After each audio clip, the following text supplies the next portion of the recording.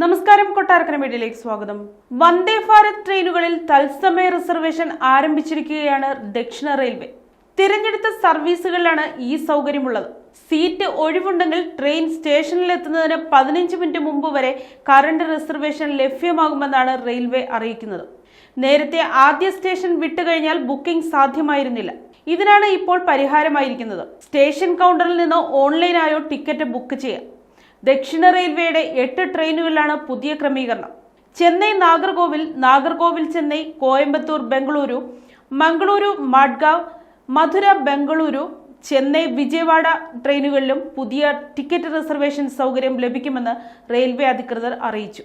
അതേസമയം യാത്രക്കാരുടെ സുരക്ഷ ഉറപ്പാക്കാൻ എല്ലാ ട്രെയിനുകളിലും CCTVകൾ സ്ഥാപിക്കാൻ ഇന്ത്യൻ റെയിൽവേ ഒരുങ്ങുകയാണ്.